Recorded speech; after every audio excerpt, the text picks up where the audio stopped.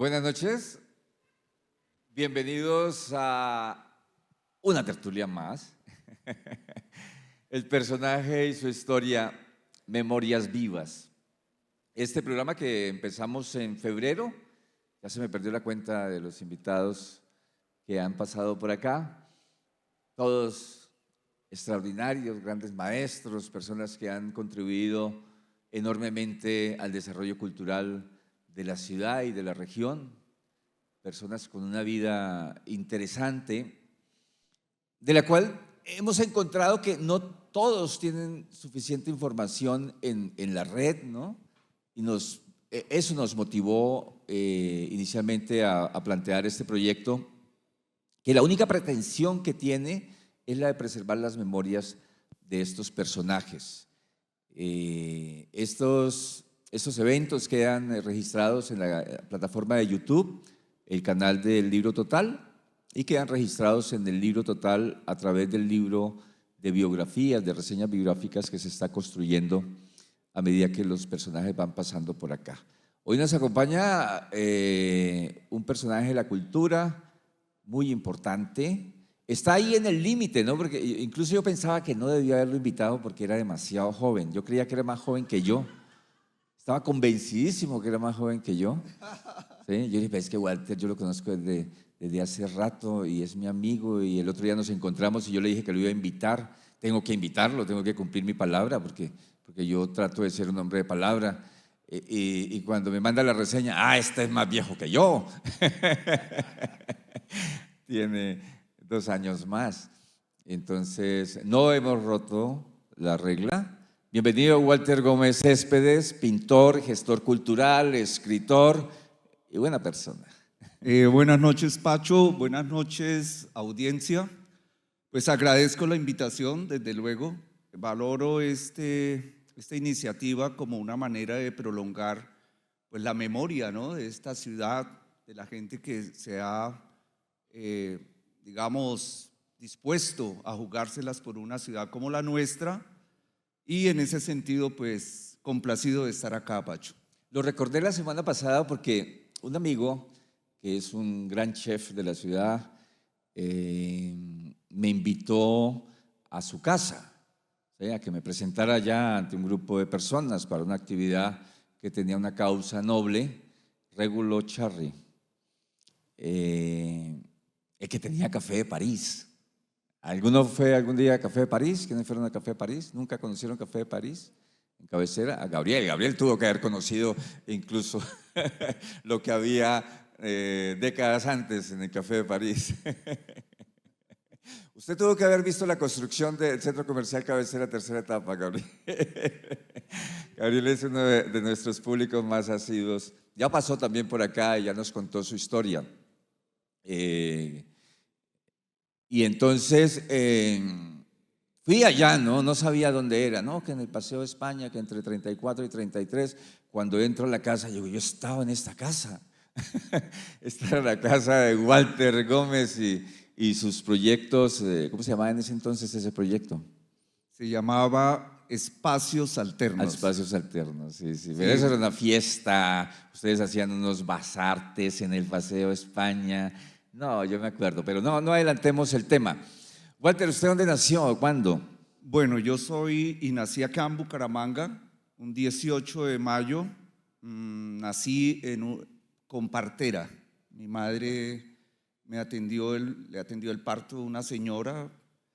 Y bueno, toda la vida estuve intentando vivir en Bogotá, alguna época, pero pudo un poco más, como las distancias de Bogotá como que no encajaron, ¿ves? Ajá. Regresé y desde entonces pues estoy acá, he estudiado, trabajado, he hecho gestión cultural, como tú dices, y hoy me siento complacido de tener una ciudad cada vez más cultural.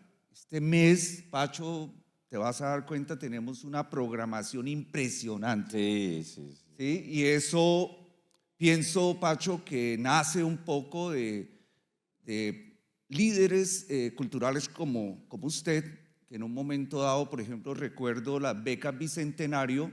Me parece que ahí empezó una política cultural digna para los artistas de la región, ¿no?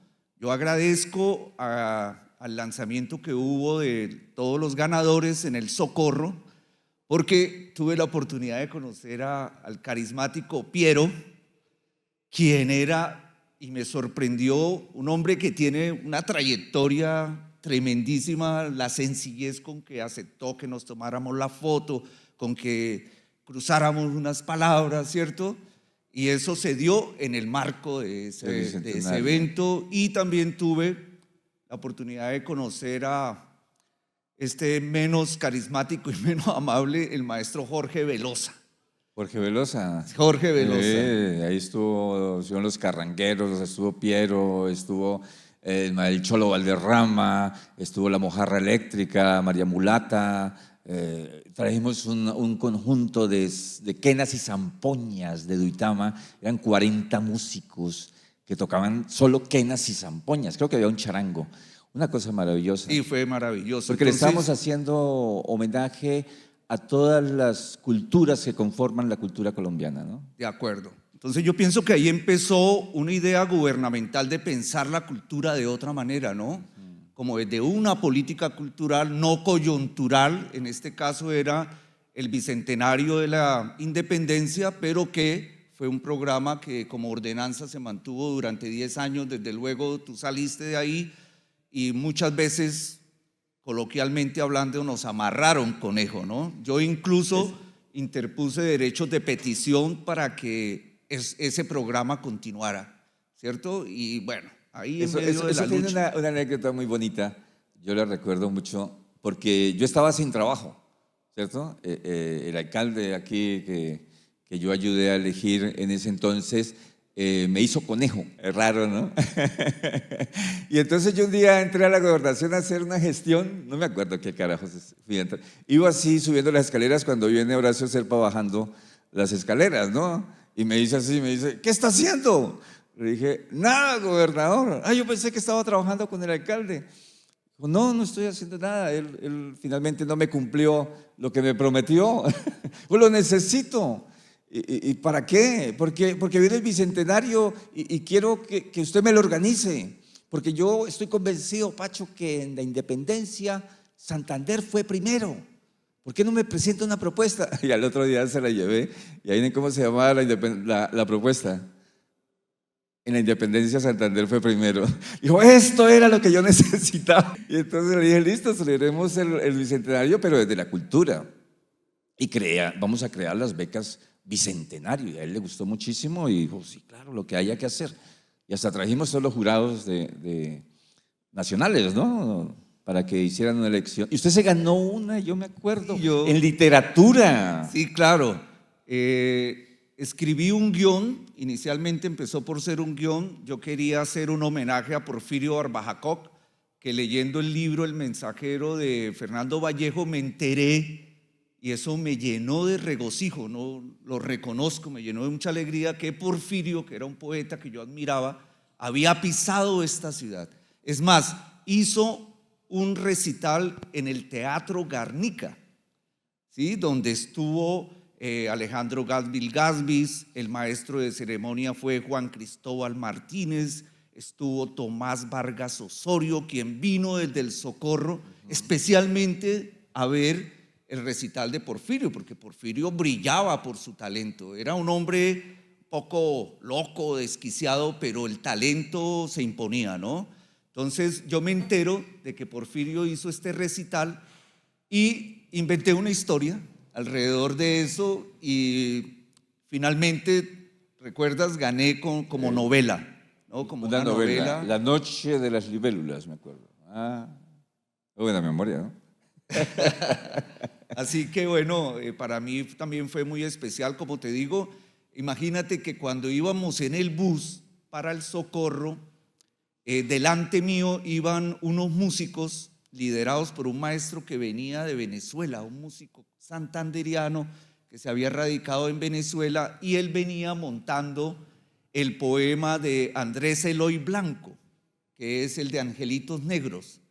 Y entonces los chicos no dejaban de corear la canción y fíjate que Andrés Eloy Blanco es el que lleva a Porfirio Barbajacot hasta Cúcuta con intenciones de hacer un periódico clandestino en contra de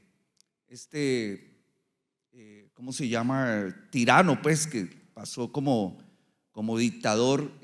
Ramón Jiménez. No, venezolano Gómez, es de apellido Gómez, del Táchira.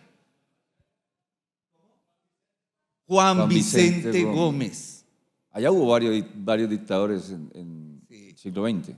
Bueno, Juan Vicente no les permite entrar y él por esa razón viene a Bucaramanga camino a Bogotá. Él estaba peleando que el Senado de la República le otorgara una pensión, ¿cierto? Porque él estaba tuberculoso, tenía muchos problemas de salud. Entonces él vino con la intención de ir a Bogotá, pero aquí alguien se dio cuenta. Bueno, también estuvo Pablo Sogoibi, siendo un muchacho. Y él, en la solapa del libro Cantera en Llamas, expresa el impacto que tuvo Porfirio con su poesía en la literatura local. ¿Y se sabe algún poema de Porfirio? Bueno, sí. La noche profunda. Yo fuerte, yo exaltado, yo anhelante, opreso en la urna del día, engreído de mi corazón, ebrio de mi fantasía. Y la eternidad,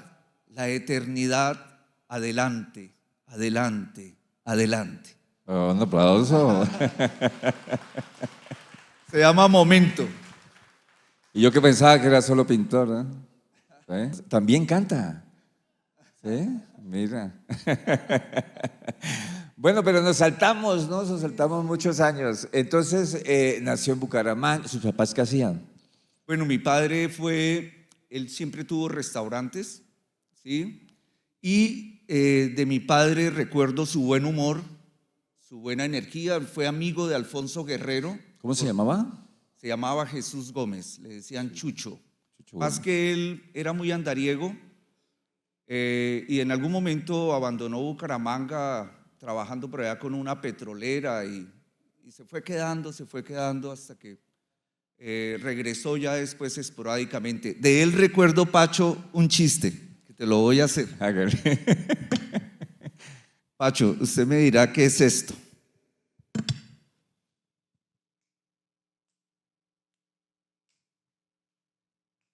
Está matando luciérnagas, zancudos, ¿no? Esos eran los chistes de mi padre, ¿no? ¿Qué es eso?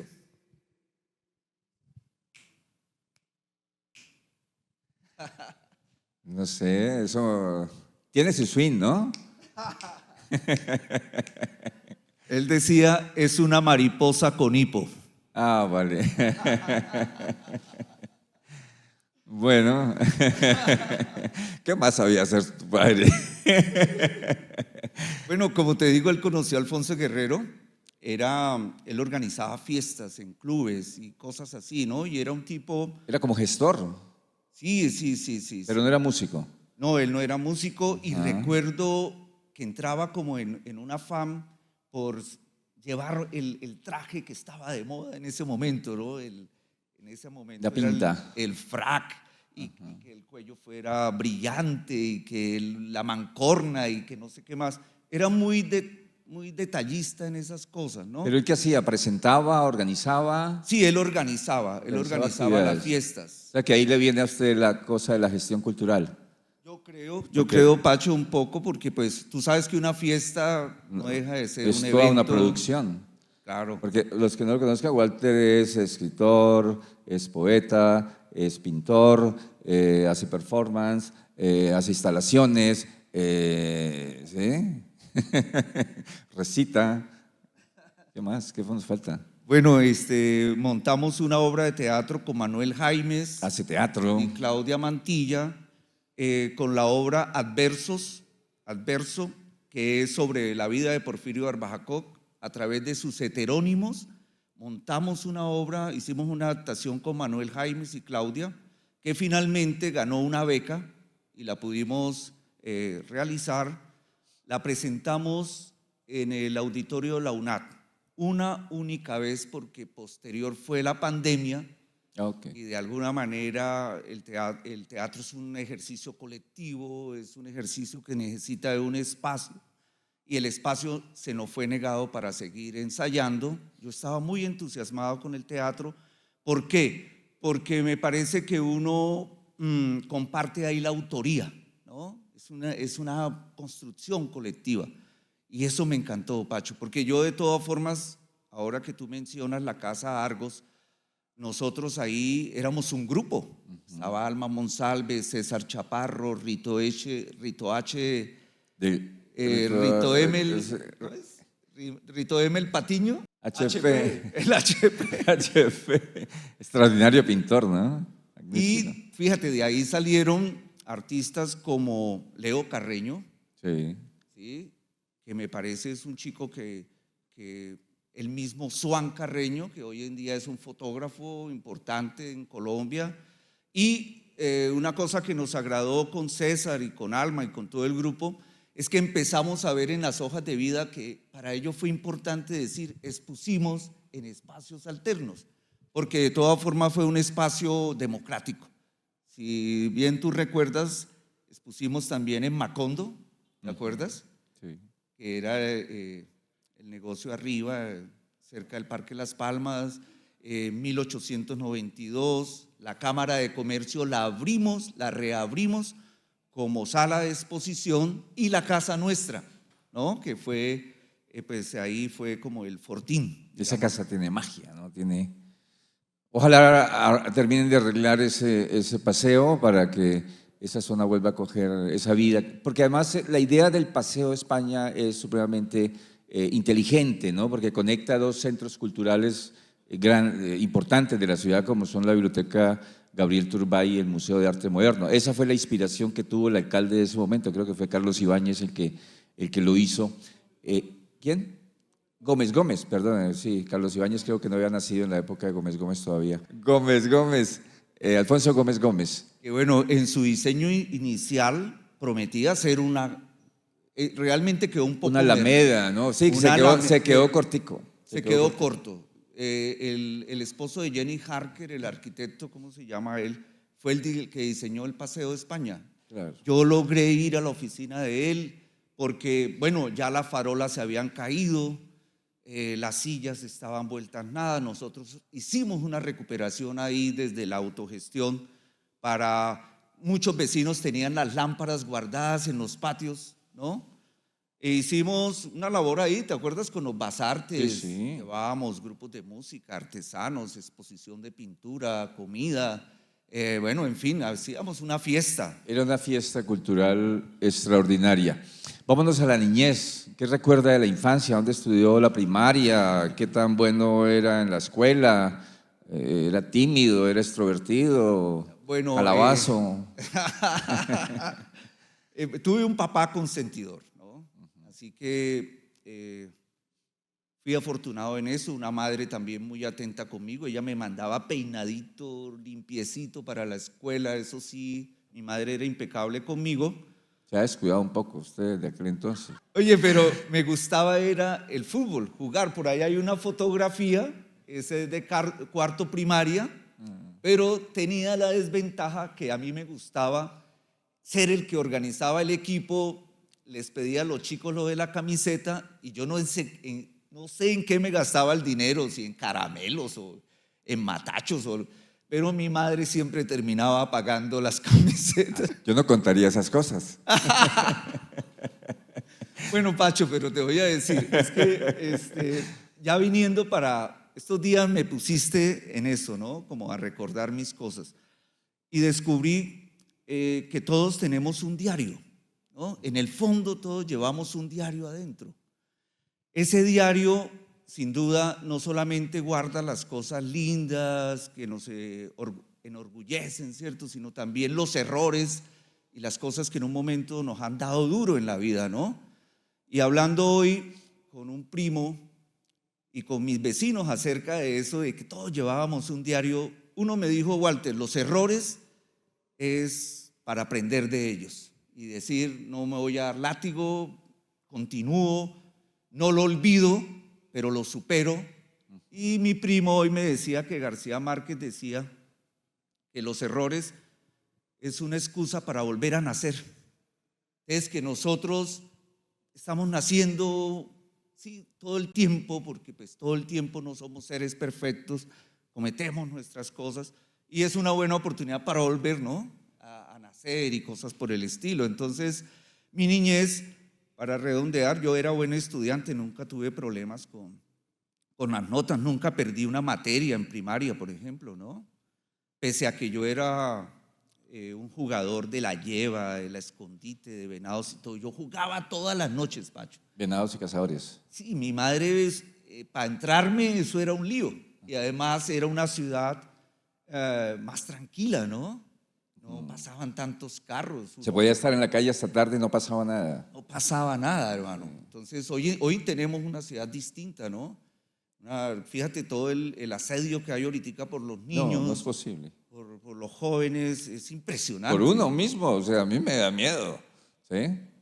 Pero en aquel entonces no, uno no le daba miedo nada. Mi bachillerato lo empecé en el Salesiano, nos expulsaron del Salesiano en una huelga, cuyo lema era abajo la sotana cavernícola de los salesianos. ¿Por qué? ¿Querían ver a los salesianos desnudos o qué? ¿A los curas?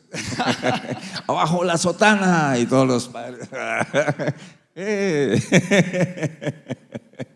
Eran pervertidos ustedes de jóvenes. Y básicamente era que ellos eran muy represores, ¿no?, de las libertades. Eran fuertes, de los jóvenes, eran muy estrictos. Eran mejores los lasallistas, yo estuve con los lasallistas. Yo después terminé con el tecnológico. ¿Y qué estudiaba en el Salesiano? ¿Qué técnica? Dibujante. Dibujante. ¿Y arriba? Terminé como dibujante. Como dibujante. Sí, señor. Ah, qué bien. Yo fui electricista.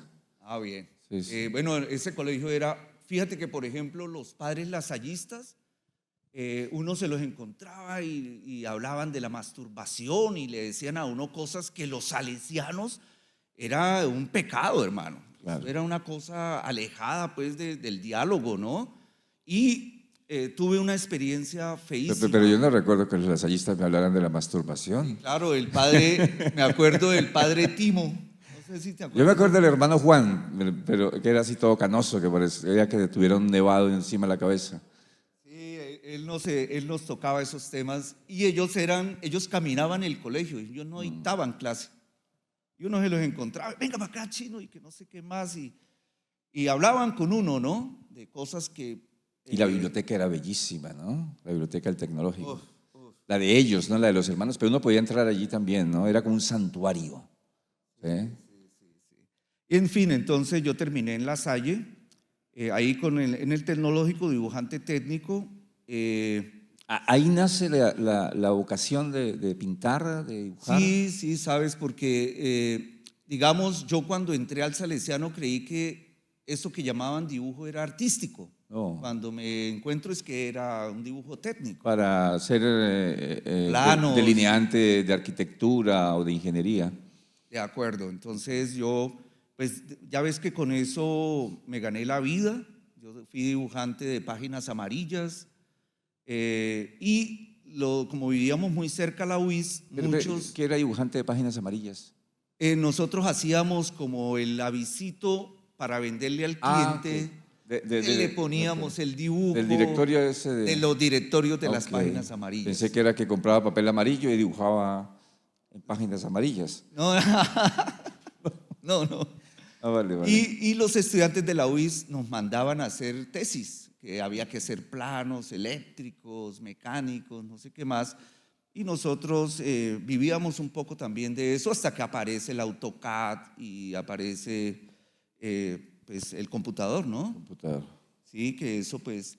Y de mi niñez te voy a decir, mi madre fue una persona cómplice. Por ejemplo, ella nos hacía el almidón para pegar los afiches revolucionarios. ¿Fuiste revolucionario? Sí, de alguna manera nosotros, pues yo tuve tíos que me enseñaron un poco el pensamiento de izquierda, ¿no? ¿De qué izquierda? Porque por aquí han pasado los maoístas, los comunistas, los trotskistas, los maoístas. Ya lo dije, ¿no? Era una minoría, yo siento que era una minoría, ahora lo entiendo así, y era la Unión Revolucionaria Socialista. ¿Eso qué era, Gabriel? Unión Revolucionaria Socialista. Eso era la URSS, eso era prosoviético, ¿cierto? La UP fue tarde. La JUCO, la JUPA, la EPA. Ahora la EMA. Sí, sí, sí.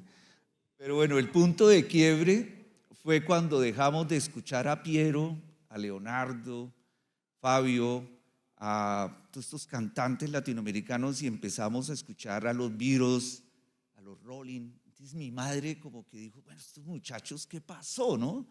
Porque de todas formas fue un momento para ella también un poco complicado porque pues nosotros empezamos a pensar de otro modo, ¿no? Súbete el micrófono un poco.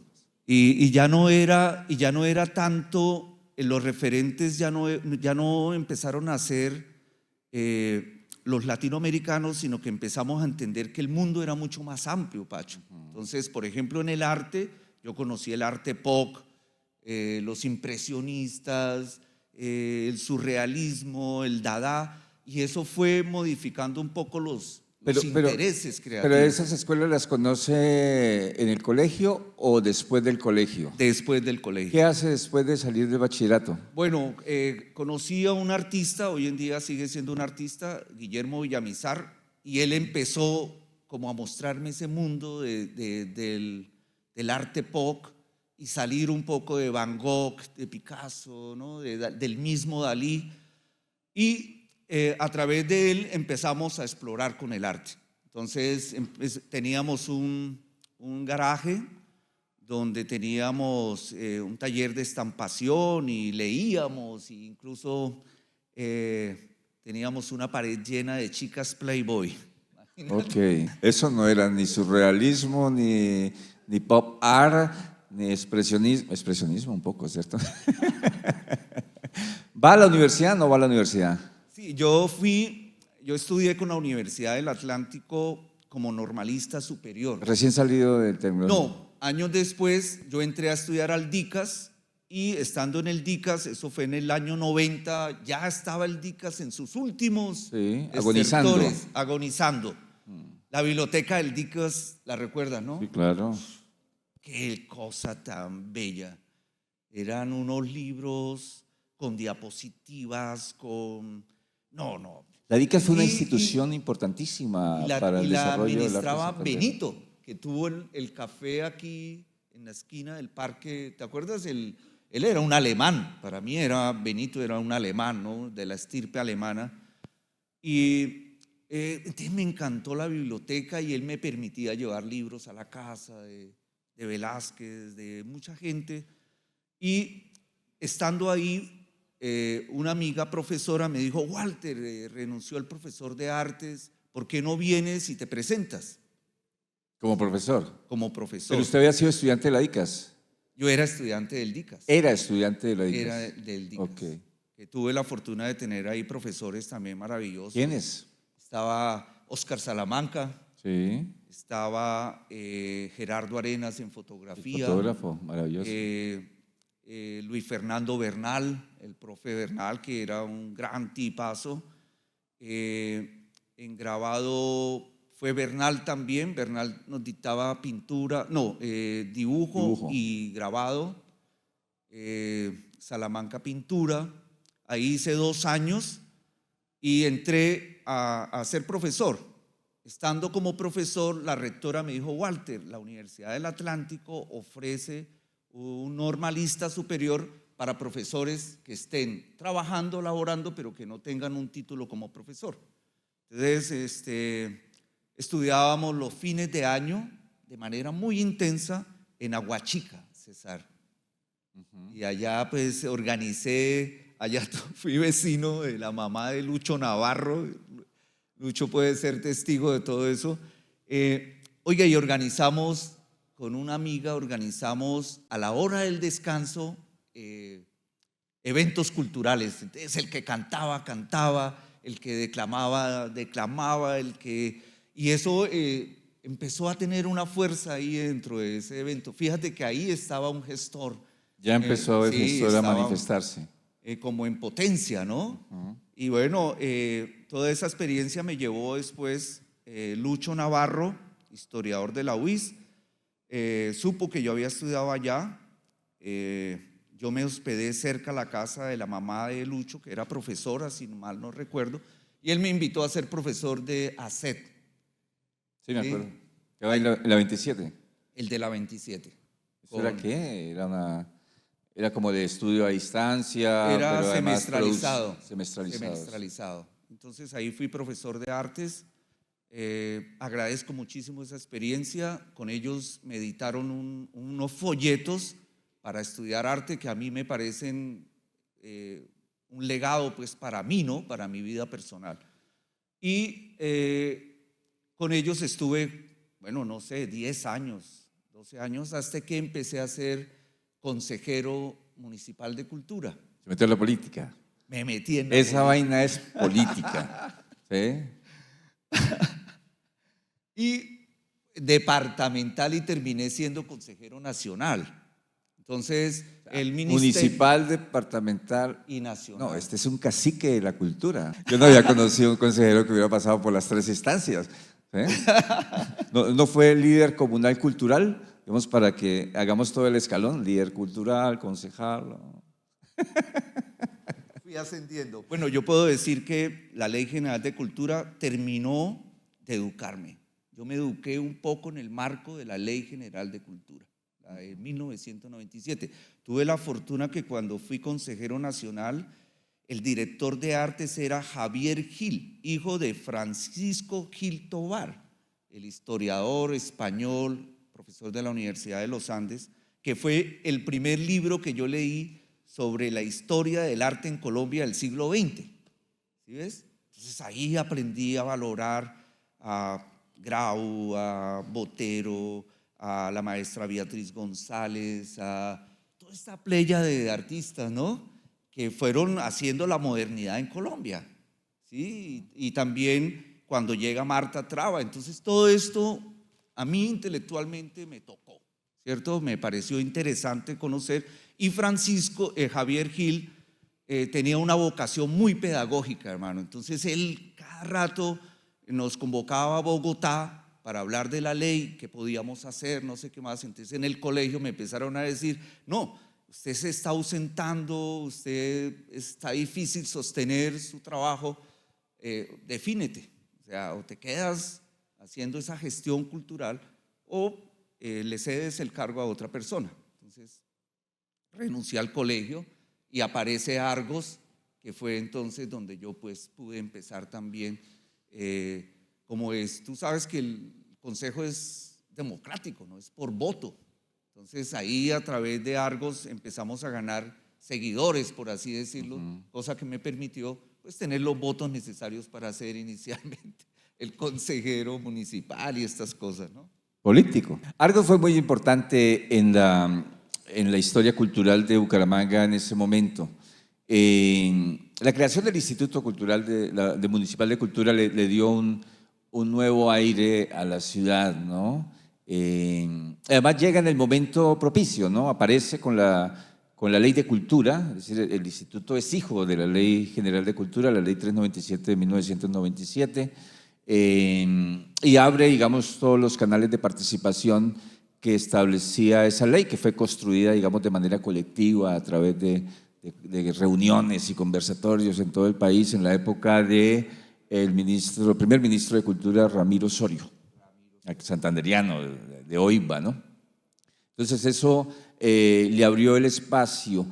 ¿Cómo percibe ese cambio, no? ¿Cómo percibe ese cambio desde su perspectiva de lo que había antes, que era supremamente institucional, ¿no? Es decir, que todo lo cultural pasaba por un director institucional que marcaba la pauta y no tenía en cuenta, digamos, como la voz de los colectivos culturales a lo que ocurre hoy día, que digamos que esas cosas son distintas, ¿no?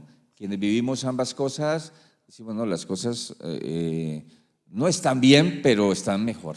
Sí. Yo celebro ese cambio, Pacho. Yo creo que la defensa de las políticas culturales ha sido desde los artistas, para los artistas, y no ha sido una lucha fácil, tú lo sabes, ¿no? O sea, convencer un poco a la institucionalidad que tenemos, digamos, una plataforma de participación e inclusión, ¿no? Por ser un sector que le aporta a la sociedad cosas que no se las aporta la industria, que no se las aporta la salud. Más bien el arte ha sido capaz de entrar por ejemplo, en estamentos como la salud, ¿no? Hoy en día el arte sirve también de terapia, ¿no? Para la salud mental, por ejemplo, ¿no? O para casos de síndrome de Down. Yo recuerdo que el síndrome de Down eran prácticamente desahuciados, ¿no? Hoy en día por lo menos bailan, ¿no? Y participan y hacen deporte, pero antes eran como un chico que, uy, venga, lo queremos mucho, pero estése ahí, ¿no? Entonces fíjate que en eso el arte ha tenido mucho que ver, ¿sí? Entonces creo, Pacho, que las políticas culturales es lo que hace que hoy tengamos, este mes de noviembre te vas a dar cuenta y todos ustedes vamos a tener una programación cultural impresionante. Toda una encima de otra. Toda una encima de otra y viene una generación de artistas que Nuevos. yo estoy admirado con Sí. ellos, ¿no? O sea… No, yo estoy preocupado porque nos están aislando, nos están quitando las oportunidades a nosotros los mayores. Me preocupa, creo que me toca jubilarme antes de tiempo. Usted debería ya jubilarse, 62, ya jubilado mañana, vaya pase la cosa, la carta al fondo. A mí me faltan todavía 2 añitos, pero a mí me preocupa porque ya no lo miran a uno, ya ni lo reconocen. ¿Usted quién es? No, yo creé el Instituto de Cultura. ¿Qué? Eso se creó hace poco, la semana pasada. Sí, ya uno no tiene reconocimiento, ya. Pero sí, lo que usted dice es cierto. Va a haber una programación cultural en estos días extraordinaria, porque la Gobernación de Santander lanzó una convocatoria a última hora, pero una buena convocatoria de estímulos, y se van a estrenar en estos días cantidad de obras en todas las modalidades, en todos los géneros, y de proyectos también de concertación. Yo los invito, yo me gané una beca del departamento, el último martes de este mes, en Memorias Vivas, le vamos a hacer un homenaje al hombre que inspiró este programa de Memorias Vivas, el maestro Alfonso Guerrero García, y va a estar acompañado por la rondalla bumanguesa dirigida por su hijo Juan Carlos Guerrero Vega. Entonces vamos a contar la historia del maestro Alfonso, el músico más importante de Bucaramanga y de Santander de Bucaramanga durante el siglo XX. Entonces vamos a tener aquí esa memoria, aunque él no esté, porque murió ya hace varios años, pero vamos a revivir su historia, ¿no? Y vamos a revivir su música con la estirpe que le sucedió, ¿no? Es una estirpe que se va a mantener durante mucho tiempo, porque su padre fue músico, su abuelo fue músico, su bisabuelo fue músico y además combatiente en la batalla de Palo Negro y la de Peralonso en la Guerra de los 1000 días. Ellos vienen de una familia de militares que se curó el alma a través de la música. Esa es una historia inspiradora y maravillosa que los invito a que vengan el último martes de este mes a compartirla con nosotros. Bien, bueno, sí. Walter, ¿qué? Dígame. No, digamos que lo de las becas ha sido más sencillo sostenerlo en el municipio que en el departamento, ¿no? Pero pienso que esta última vez siento a una gobernación más convencida de que eso es lo que hay que hacer para dignificar y fortalecer el trabajo cultural del departamento, ¿no? Y fíjate que también hubo una política ahí que me gustó, y es que cada provincia debería de tener un ganador. Sí, maravilloso. Maravilloso, porque pues existía la queja de que siempre los de premios Bucaramanga se quedaban en Bucaramanga. Walter siempre se Piedecuesta. queda con las becas de pintura. Walter no deja aquí a los de San Vicente de Chucurí. De acuerdo, entonces esa política me pareció que va a favorecer aún más, digamos, el hecho de que todas las provincias sean partícipes Claro. de esa política cultural, ¿no? estén presentes. Bueno, Walter, ya no vives en Bucaramanga, ¿no? Ahora vives en una montaña, desde hace rato, ¿no? Yo no sé de dónde, nunca me has invitado, no has tenido la deferencia, pero yo veo fotos por allí, ¿no? De una montaña, de una casa alta, y desde ahí se ve una montaña. Es una maravilla y es una bendición vivir frente a una montaña. ¿Dónde es? Son los cerros orientales de Bucaramanga, ¿no? Allí establecí mi taller hace ya 4 años y medio. Ha sido muy favorable, digamos que ya a estas alturas también la vista empieza a tener ya necesidad de gafas. Entonces, Para ver la vista, allá que es tenemos una bella extraordinaria. vista. Sí, sí, la vista es extraordinaria. Los atardeceres son A las 6 de la tarde, más o uf, menos. es un espectáculo, ¿no? Es un espectáculo. Y además el regocijo de que es una montaña con una vocación hídrica. Eso sí, se le ha dado duro, hay Eso queda mucha. de Florida Blanca para arriba, ¿no? Sí, sí, sí, es digamos de Santa Bárbara hacia arriba, ¿no? Un poco por ahí. Y ¿qué te digo? Por ejemplo, la pandemia no me dio tan duro porque tuve un escenario muy grande donde Claro. caminar, donde respirar. Allá no subía, la policía sí lo Allá no hicieron, subía el Kuwait. sí lo hicieron, pero nosotros allá pudimos jugar fútbol, ir al río, cosas que estaban vedadas para un poco Claro. para la sociedad acá en Bucaramanga o en las ciudades. De hecho, un día me llamó una amiga, me dijo, Walter, mi hija se va a graduar de enfermera, me costaron 8 años de esfuerzo 8. y sí, porque eran 5, pero ella tuvo líos Claro. académicos y bueno. El novio, la Y fiesta. fueron a hacer la fiesta de grado y la administración no se lo permitió. Entonces me llamó y me dijo, Walter, ¿será posible que subamos? Yo llevo ya como con 20 chinos allá, compañeros, y bueno, Durante el COVID. entonces también Durante el fue, COVID. sí, durante el ¿Cómo COVID. se llama la enfermera para no ir nunca a su Sí, no, consultorio? Esta enfermera, ¿eh? muchas veces cometimos la idea desafiante de publicar las fotos y mucha gente nos regañó, la verdad. Nos regañó, ¿no? Sí. Pero bueno, hermano, era el riesgo, ¿sí? Era un riesgo y lo hicimos. Era festejar o morir. No, y fíjate que en esa vereda nadie se enfermó de COVID, No, absolutamente por allá no nadie. subía, era muy alto. No, no, allá no hubo ningún problema Tienes de que eso. invitar, yo he visto fotos maravillosas. A mí me encantan esos lugares con esas vistas. Son inspiradores, ¿no? Sí, sí. Son inspiradores. Sí, son inspiradores y uno de los seres vivos que más me ha dejado impresionado es el caracolí, el árbol de caracolí, que es muy frecuente en ese paisaje Sí, claro. y que me he dado cuenta, él tiene una raíz, él no tiene el problema de las ceibas que No, bota, no es muy profunda, ¿no? sino que bota una raíz, eso tiene un nombre que no recuerdo ahorita, que es una raíz vertical. Vertical. Entonces sostiene poderosamente la tierra y esta es una tierra muy empinada y que como ha sido avasallada por la construcción, ¿no?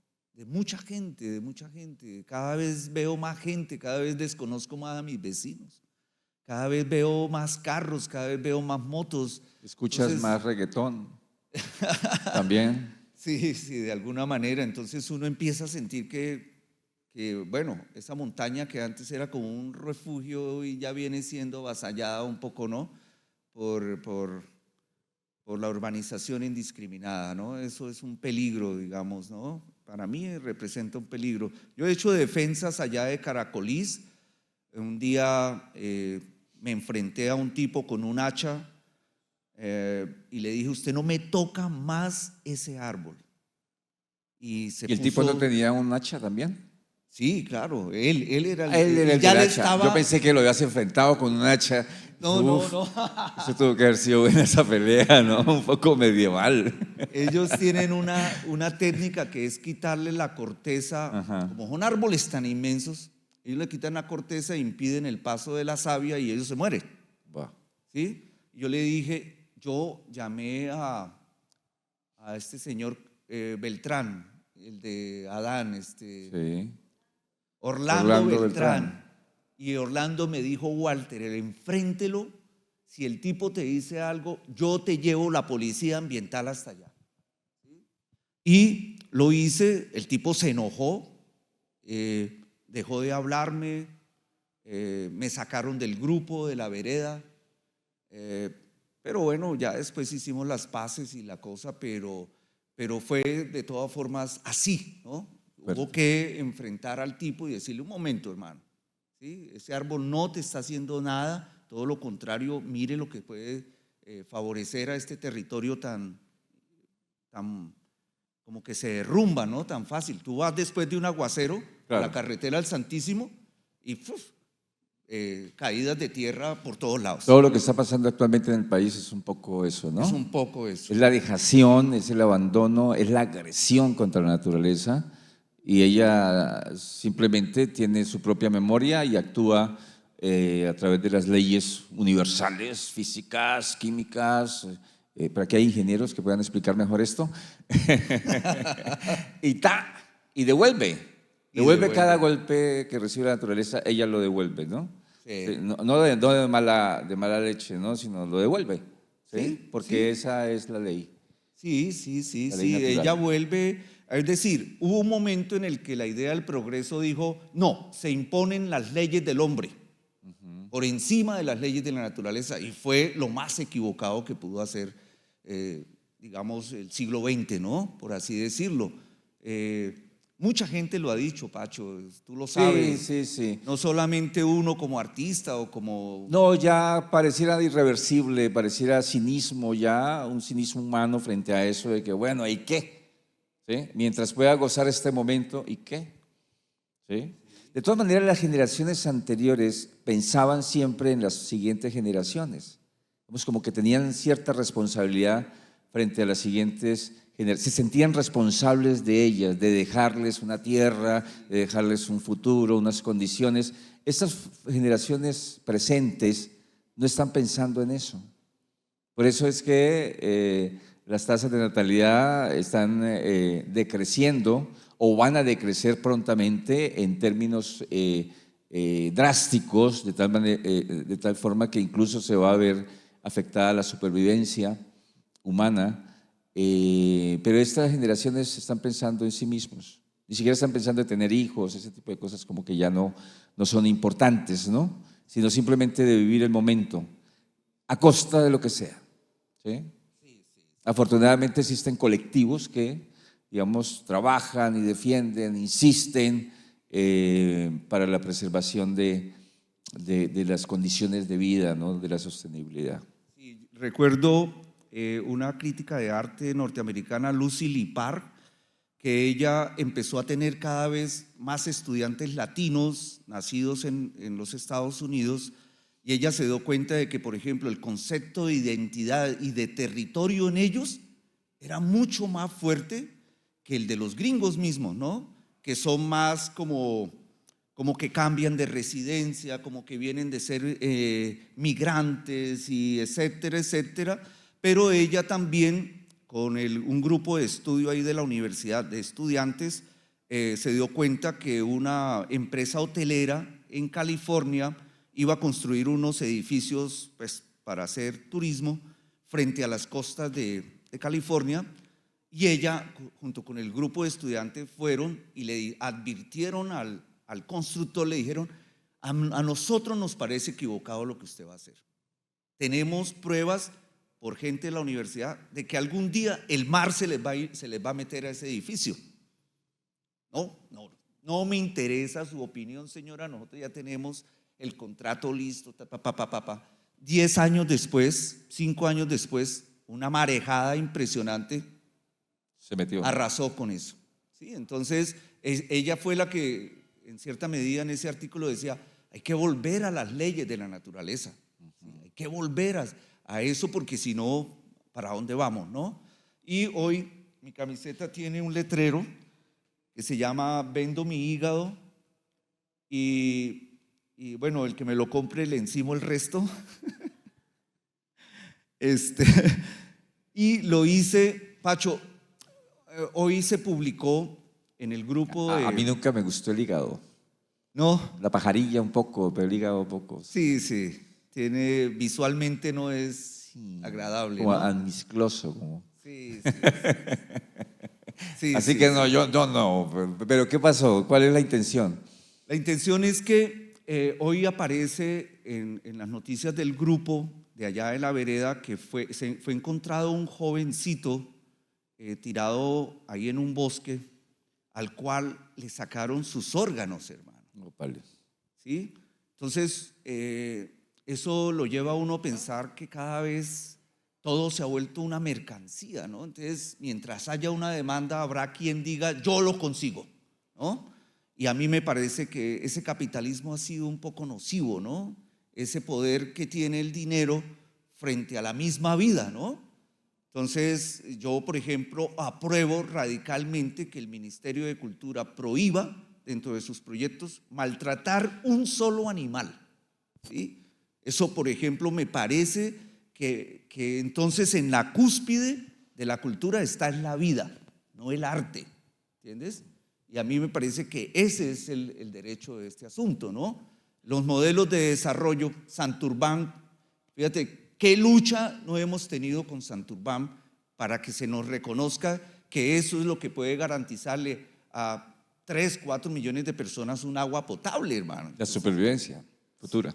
Por favor, ¿cierto? Pero no, hay un modelo de desarrollo que dice, en un momento, ¿no? Aquí prevalece que yo ya hice un negocio de millones de dólares, compré esa vaina, se lo compré a la Grey Star, que se fueron un poco para evadir ese problema, ¿cierto? Pero llegó Minesa y despiadados. Ahí, ese es un capitalismo despiadado con el cual pienso yo que hay que tener mucho cuidado. ¿Cree que la COP16 sirvió para algo o simplemente fue un show mediático, divertido, alegre, si ni siquiera se pusieron de acuerdo en nada? A ver, ¿te acuerdas de esa marcha multitudinaria que hubo hace unos 4 o 5 años? Hubo arte también, ¿no? Yo vi también a Mauricio Olaya, hubo música, estábamos los artistas ¿La de ahí. Santurbán? Sí, Sí, que hicimos la exposición con Freddy Barbosa ahí en el Parque en el Santander. Parque Santander y en fin, ¿no? Entonces, a mí me parece que el arte ya no puede estar ajeno a esa realidad. Me parece que ahí es hora de que los artistas de alguna manera nos esforcemos, ¿no? Por denunciar un poco el asunto. Sabemos que no podemos cambiar el mundo, tampoco nada nos obliga, no tenemos el poder político, que en eso yo quiero comentarte una cosa, Pacho. Sí es importante, porque usted también lo ha sido, generar una política de crear liderazgos culturales para que algún día la cultura esté en manos de los artistas o de por lo menos de personas allegadas al arte que sepan cómo se maneja el arte, ¿no? Cuáles son sus devenires, cuáles son sus dificultades, qué pasa con el arte, por qué nos enojamos cuando nos niegan nuestros derechos, ¿cierto? Entonces, me parece que en ese sentido falta avanzar un poco, ¿no? Que el departamento y el municipio empiece a generar una política alrededor del liderazgo cultural. Yo he sido testigo, y mucha gente, de que hemos tenido directores de cultura que en su vida habían ido a una exposición de pintura, que en su vida habían ido a un recital de poesía, ¿sí? Que en su vida habían ido X y X y X cosas que son fundamentales para el arte, ¿cierto?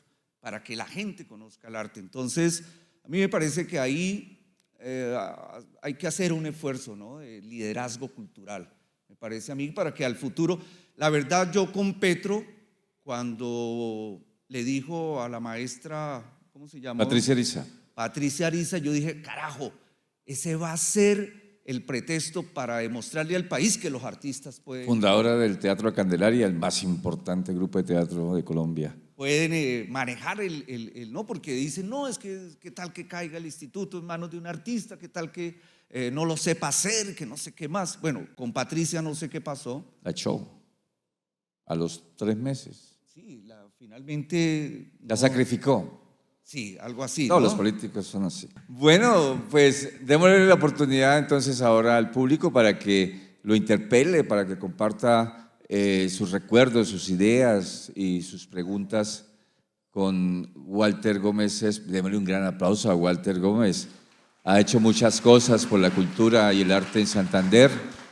Ha dejado su huella, se la reconocemos y le agradecemos por esa labor insistente que ha mantenido en los últimos años. Bueno, Walter, un gusto en participar y escuchar su gran historia, su gran legado y su liderazgo en las artes. Indudablemente Bucaramanga ha sido un extraño epicentro que no ha logrado con el tiempo encontrarse porque son devenires de un hacer que se avanza, pero después retrocede. En este caso, creo que las experiencias que se han hecho en torno a la pintura y las diferentes manifestaciones conjugadas ha permitido que el valor cultural y la apuesta esté presente.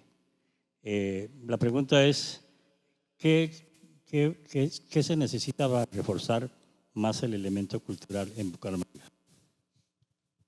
Bueno, Fabio, yo pienso que incluso se está hablando de reformular la Ley General de Cultura, ¿no? Pero a mí me parece, Fabio, que hace falta una mayor apropiación del marco de la ley en los municipios. Hace unos días estuvimos haciendo un taller de literatura con mi compañera Andrea Patricia Jaimes, poeta, y tuvimos la oportunidad de encontrarnos con los artistas de Girón. Y lamentable la situación de Girón. Uno no entiende cómo un municipio tan cercano a Bucaramanga, que tiene además el título de ser un patrimonio arquitectónico nacional, ¿no? Que tiene además todavía una arquitectura lindísima. Hicimos un recorrido con el maestro César Chaparro, quien ha habitado Girón. Todavía quedan un Girón hermoso, ¿no? Un Girón que valdría la pena mostrar. Sin embargo, fíjate, los artistas, Fabio, allá dicen que la cultura está muriendo, ¿no? Está muriendo, hermano. Entonces uno dice, ¿qué falta en Girón? ¿No falta una apropiación más comprometida con el marco de la ley o con sus propias leyes? ¿Sí?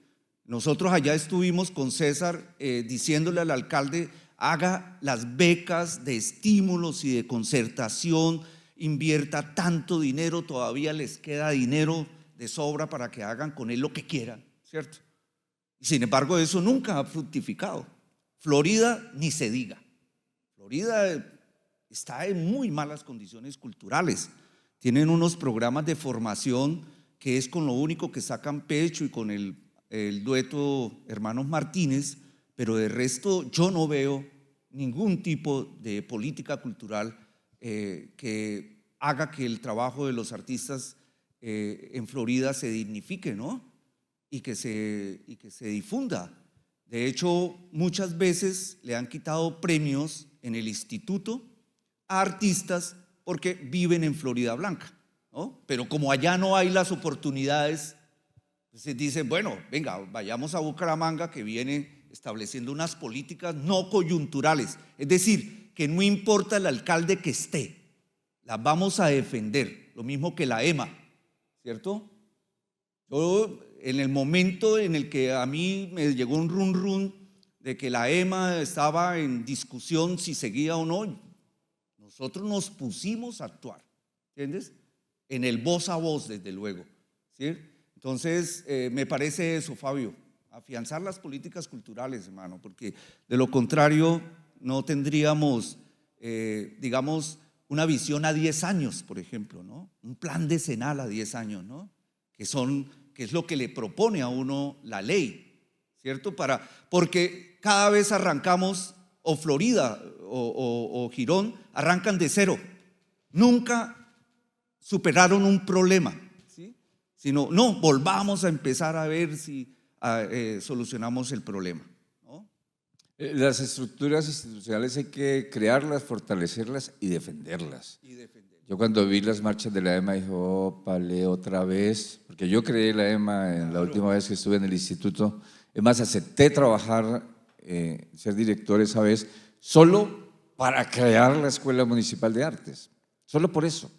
Lo demás es irrelevante porque además el tiempo fue muy corto y se hizo en un tiempo récord. En menos de 2 años se creó la EMA, se establecieron los programas. Y defender esa EMA, eso deben hacerlo todos los artistas y gestores. Primero lo que pasó en el departamento con la DICAS, pero que ya había pasado con el Instituto Santanderiano de Cultura, el INSAC, pero que ya había pasado con la Escuela de Artes. Es decir, cada vez hay como siempre había una tendencia del establecimiento a arrasar con esas instituciones porque les parece que no son importantes, y claro que lo son, porque es la formación de las nuevas generaciones de artistas, de cultores, de ciudadanos sensibles, de la permanencia del arte en la cotidianidad de la sociedad. Me parece fundamental la defensa de esas instituciones y la crítica cuando no actúan de manera correcta. Hola, Walter. Yo le voy a hacer 2 preguntas. La primera, ¿su memoria viva es lineal, circular o en espiral? Y la segunda tiene que ver con los afectos y las mujeres en ese aporte a su formación artística. No las ha nombrado. Hola, Esperanza. Creo que el arte a uno le enseña algo, ¿no? Y es que primero el tiempo, la experiencia, que le va forjando a uno ciertas maestrías, ciertas habilidades. Y por otro lado, Esperanza, hay momentos en el que uno, sin saberlo, resuelve muchas cosas en un periodo corto de tiempo. De pronto, proyectos creativos que uno tenía ahí como adormecidos. Entonces, fíjate que no puede ser lineal mi historia. Creo que no puede ser lineal. Ahora, para lo circular, me gusta, pero creo que, por ejemplo, Santurbán ha tenido un diálogo circular y por eso nunca hemos salido de ahí, ¿no? Siempre llegamos al mismo punto. Me gusta la idea del espiral porque, pues, de alguna manera, o ascendente o descendente, pero creo que sí permite como una mayor movilidad, ¿no? Y una mayor elasticidad en las ideas, incluso con el mundo contemporáneo, ¿no? Sobre todo del arte. Fíjate que, por ejemplo, hoy en día el arte está más permeado por la tecnología, ¿no? Muchísimo más permeado por la tecnología. Entonces eso hace que considere que el movimiento podría ser en espiral. Y los afectos, pues, ¿qué te digo? El arte me ha dado grandes amigos, Esperanza, grandes amigos con los cuales hemos discutido, hemos tenido vacíos, cosas, pero el arte vuelve y nos une. Hemos construido cosas, proyectos, amistades hermosas, ¿cierto? Solidarios, hemos sido solidarios. Ayer lo hablábamos con el maestro Chaparro.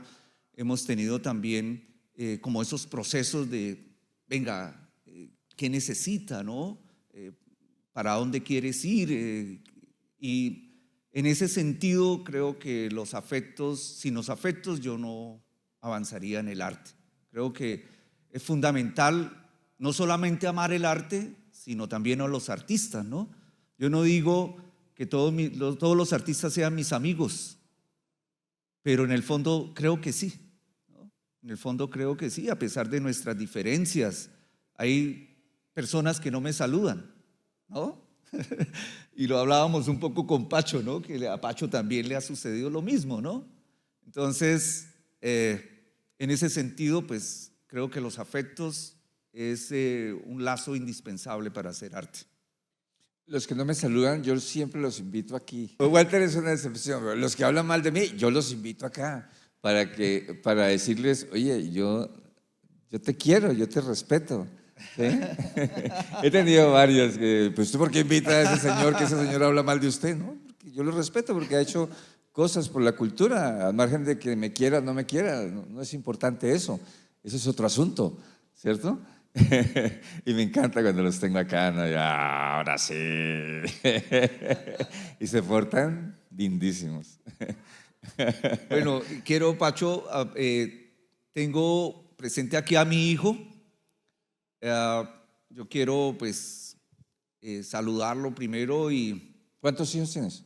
tengo 4 hijos. Uf, vale. Imagínate tú. Y el menor, Octavio, pues, ¿qué puedo decir? Siempre fue mi acompañante a las exposiciones, a la obra, allá está mi hijo. Mejor dicho. ¿Y usted era así de guapo cuando joven? ¿Usted era así de guapo cuando joven? No, no tanto. Y espero haber dejado sembrada la semilla en el corazón de ese hombre que sé que ama el arte. Yo lo sé, es un seguidor del teatro de Jaime Lizarazo, que es un teatro difícil de digerir. Ya estuvo Jaime acá, ahí sentado.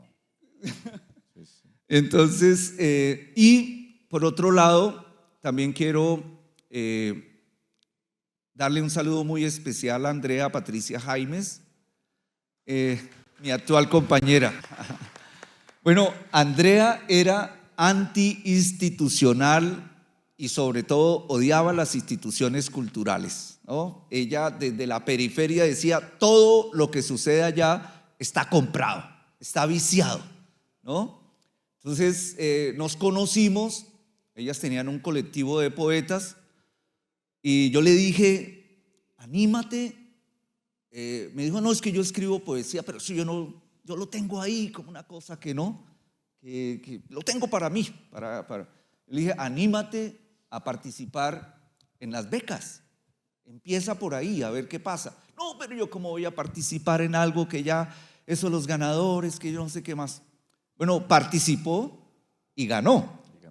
¿Sí? Entonces, bienvenida a esas vicisitudes, pero fíjate que se logró, ¿no? Y ahorita acabó de ganar la segunda beca en poesía con el departamento y viene su segundo libro, así que bueno, no le estoy diciendo que aplauda las instituciones, pero creo que tienes derecho, ¿no? Como tenemos todos los artistas, de acceder a eso que el Estado está, entre comillas, obligado o tiene el deber de otorgarle a los trabajadores del arte y la cultura, ¿no? Sí, buenas noches a todos los presentes. Mi nombre es Ernie Camacho, vengo de Costa Rica. Jaime. No tenía el gusto de conocer a don Walter Gómez ni tampoco a don Pacho.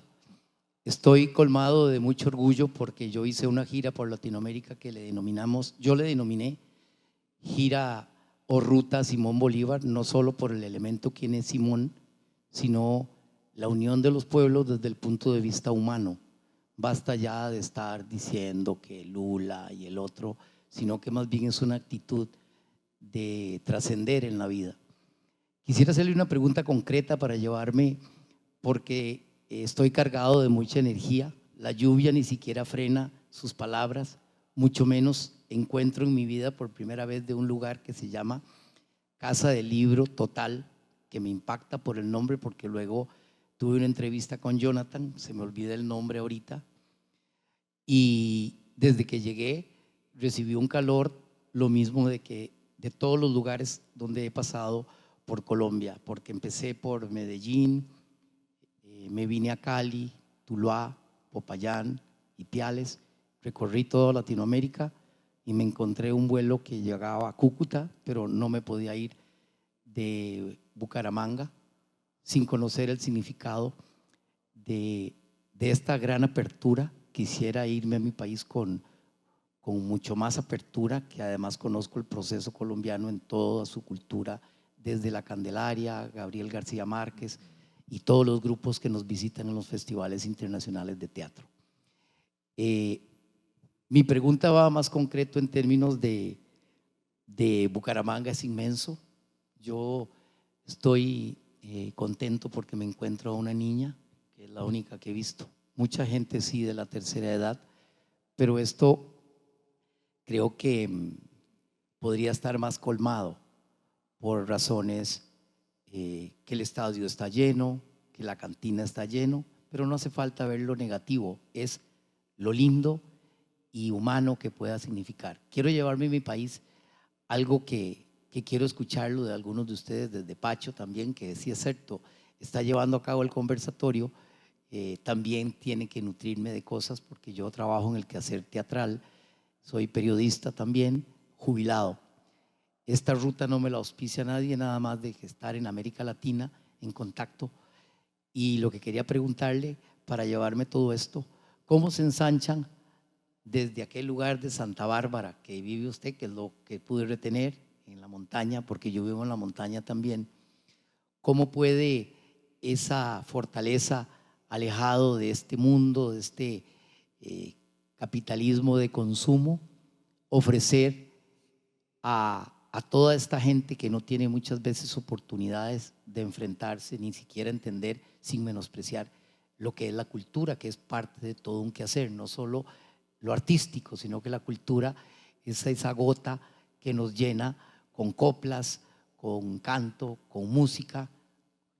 ¿Cómo traslada usted eso a espacios donde usted quisiera, como un colibrí, repartir muchas cosas, pero cómo traslada eso de un lugar tan lejano a estos espacios donde algunas veces, sin ningún afán de menospreciar, el conocedor del quehacer cultural cree que muchas veces tiene la razón y lo que viene emergiendo o lo que se ha quedado anquilosado no tiene un peso en el proceso de la cultura de un espacio como es Bucaramanga y Santander, que ayer entendí que era Santander el del Norte y Santander en un programa televisivo que vi. Gracias por ofrecerme esto, por trascender y llevarme muchas cosas a mi país, de los cuales pueda significar también desarrollo de la cultura, sobre todo en espacios de esta naturaleza. Y también el señor Pacho, gracias por ofrecerme esta oportunidad. Gracias por su presencia y por esa manera tan hermosa como habla. A mí me encanta cómo hablan los costarricenses. ¿En qué área de la cultura trabaja? Yo soy director de teatro, Director de teatro. soy periodista, actué 20 años en teatro y de ahí pues tuve un padre coplero. Ajá. Y pues la idea es también estar mañana en el Teatro Santander, que me percaté que entrando Sería maravilloso. al medio voy a estar por ahí. Tuve la oportunidad de estar en Montevideo con el Teatro Galpón. Sí, el legendario Teatro del Galpón. Con la nona Con la nona de Humberto Cosa. de Humberto Cosa, dirigida por Goldstein.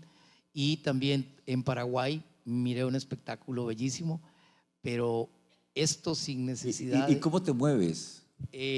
2 aviones he utilizado, el resto buses que tomo, terminales que no conozco, Bueno. con 2 momentos en Latinoamérica que mejor no le llamemos, porque no llego a Latinoamérica a ver lo feo, llego a ver lo lindo, las comidas, el folclore, la belleza de la gente, y llevarme lo más hermoso que es de estar con todos los latinoamericanos. Es en un país, vuela en el Festival Ciudad Palabra de nuestro amigo, se me olvidó el nombre, estoy perdiendo la memoria. No pierde la memoria. Eso es en el Teatro de Alajuela. En Alajuela, sí. Sí, en el Teatro Juan Santamaría, que es nuestro héroe. Juan Madrigal. Juan Rigal.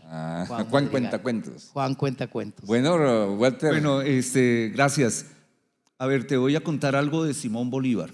En el diario de Bucaramanga que hizo Luis Perú de la Croix, comenta una cosa que a mí me gusta muchísimo de Bolívar, y es que él llega a Bucaramanga como a finales de marzo de 1828, mientras está la convención de Ocaña, y él decide una cosa muy importante al llegar a Bucaramanga: decide nunca más volverse a poner el uniforme de general. Él decide asumir el papel del primer ciudadano de Colombia. Por eso, si tú vas al Parque de Bolívar, acá, vas a encontrar un Bolívar con una chaqueta de ciudadano, no de militar, ¿cierto?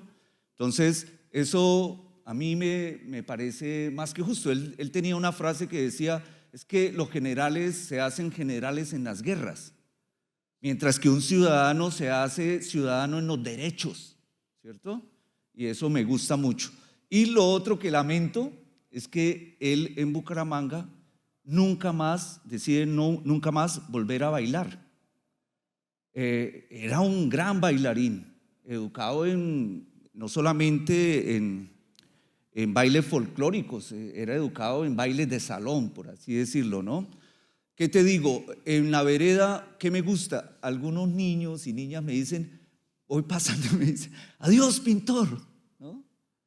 Eso, por ejemplo, me parece bonito, y nosotros, a través de becas que hemos ganado con el Ministerio de Cultura, hemos llevado talleres de formación artística en escultura, en pintura, también en literatura. Alcanzamos a tener una biblioteca al servicio de la comunidad, pero las bibliotecas son cada vez menos visitadas, ¿no? Es una cosa ahí que hay que revisar. Pero bueno, básicamente me he vinculado desde la cultura con ellos a través de esas oportunidades en las cuales he tenido la capacidad de hacer un taller gratuito, ¿cierto? Para los niños, jóvenes, sobre todo, de la vereda. ¿Sabe qué recuerdos bonitos tengo de Costa Rica? Teatros llenos, plazas llenas para escuchar cuentos. Y otro recuerdo que me parece estrambótico, extraordinario, inusual en nuestro país, es que el presidente de la República nos recibiera en su despacho a todos los contadores de historias. No jodas. Eso no se me puede olvidar. Exótico eso, que un presidente reciba un cuentacuentos solo por el placer de tenerlo ahí, bueno, como a 10, 20 que estábamos allí. Muchas gracias por sus palabras, por su deferencia y su estancia. Mañana nos vemos en el Teatro Santander. Walter Pacho, qué bonito conversatorio el de hoy. Walter lo conocí hace poco y le dije, ¿usted conoce a mi papá? Y me dijo, sí, claro. Y yo le pregunté a mi papá y se conocen como desde el 82, prácticamente cuando yo nací. Mi papá tuvo un accidente por ahí. Y la cuestión es que ahí me lo identifiqué en el mundo del arte, ¿no? Sí, de pronto no lo conocía físicamente, pero sí conocía su obra y los comentarios. La pregunta mía es la siguiente, Walter. Veo en usted o capto en usted un artista integral en varias artes. La pintura, porque estuvimos hablando con Julio, un amigo, Julio Pinto, y me decía, él en los años 90 les hacía los logos de las industrias Pinto a nuestra fábrica, la fábrica de nuestra empresa. Entonces, después veo que se mete, que vi que estuvo en escultura, últimamente lo he visto en literatura. Incluso esa literatura la combina con un performance, ahí se ven las fotos. Entonces, ¿cómo logra usted integrar como artista esta variedad de campos, ¿no? Que a veces nos falta? Nosotros a veces nos encerramos en una sola, en mi caso la literatura, nos encerramos en una sola. ¿Cómo logra usted integrar tantas variedades del arte? Y gracias por el conversatorio de hoy. Darío, gracias. Sí, desde luego conozco a su padre, un personajote, es el famoso Yeah, que es una persona que hace en la ciudad, incluso estudió Bellas Artes ahí en la UIS, es un hombre talentoso también en eso, pero la artesanía es como su fuerte. ¿Qué te digo, Darío? Ahorita estoy muy apasionado por la lectura, ¿sabes? Estoy leyendo como nunca. E incluso he decidido escribir sobre lo que leo, sobre todo si el artista es regional. No puedo ponerme a ensalzar o analizar la obra de Goethe, ¿no? Que también lo vine a descubrir en una Sudáfrica muy parecida políticamente a nosotros, un paramilitarismo galopante, los derechos humanos en el piso, ¿no? esas cosas. Pero sí le he dedicado, porque el arte es tiempo, hermano. La lectura es tiempo, pintar es tiempo. O sea, uno lo que tiene que hacer es distribuir su tiempo. Si le apasiona, distribuir su tiempo. Y la literatura, pues, te diste cuenta que me gané una novela en el 2010.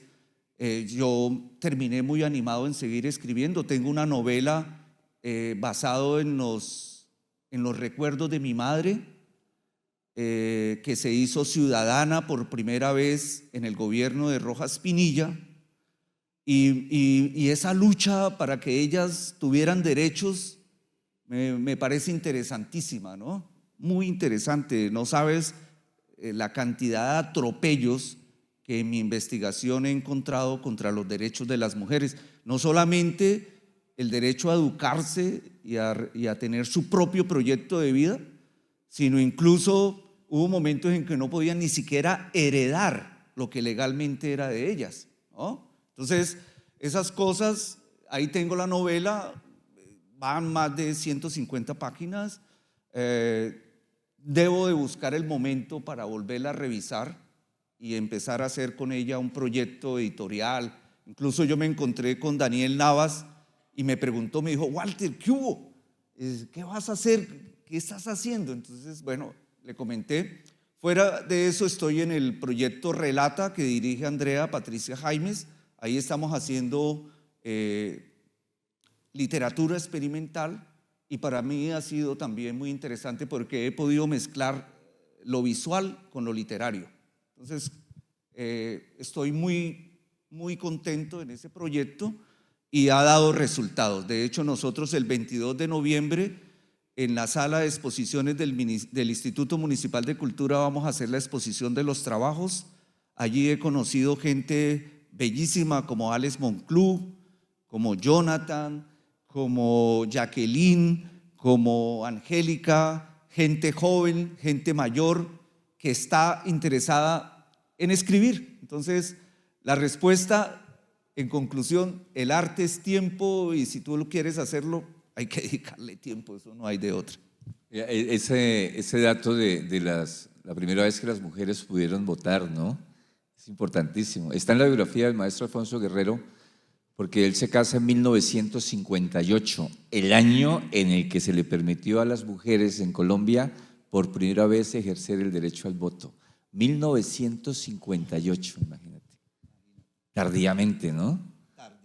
Claro, estaba ya la modernidad en su pleno apogeo y las luchas en Europa y en América, ¿sí? 1958. Un dictador le permitió a las mujeres ejercer el derecho al voto. Mi nombre es Sterling Castañeda, amigo de Walter Gómez desde la universidad. Walter, en esta noche plagada de recuerdos, quiero preguntarle lo siguiente. Yo sé que en el Templo de las Musas, en el atrio, también hay cambistas de monedas y vendedores de palomas. ¿Cómo hace usted para lidiar con estos personajes? Bueno, ¿cómo te respondería? Bueno, en la sociedad que estamos, ¿no?, es necesario tener con qué vivir. Eso está clarísimo, ¿no? Yo he tratado de hacerlo a través de los proyectos, que son convocatorias democráticas, es decir, lo que me ha permitido de alguna manera que hayan políticas culturales es evitar al intermediario, a eso que tú llamas el cambiador de monedas, ¿no? Entonces, en ese sentido, yo creo que vamos por el camino que es, yo nunca he hecho arte para vender, ¿sabes? Las veces que he vendido, usted ha sido uno de mis compradores. Lo hago porque la persona se encuentra con la obra, ¿no? No es que yo lo vaya a buscar con la obra, ¿cierto? Entonces, en esa medida te digo que es grato vender la obra y que quede en buenas manos, ¿no? que la persona que la adquiera valore eso que tiene en sus manos, porque lo decía con la maestra Clemencia, pues es un poquito de uno, ¿no? La obra es un poquito de uno.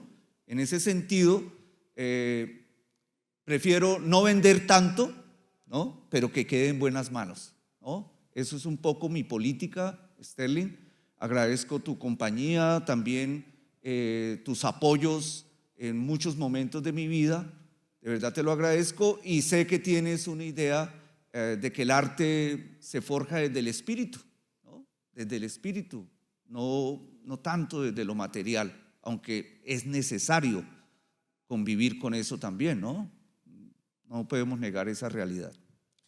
Bueno, la Casa del Libro Total y el Libro Total, a todos nuestros invitados, les hace entrega de este pergamino de reconocimiento por su vida y obra, ¿cierto? Memorias Vivas, por su participación en el programa, que quedará fijado en la plataforma de YouTube del Libro Total y en el libro de Memorias Vivas, el personaje y su historia que se está construyendo con las reseñas biográficas de todos nuestros invitados. Walter, muchísimas gracias por haber aceptado la invitación y esto con todo el cariño de la Casa del Libro Total.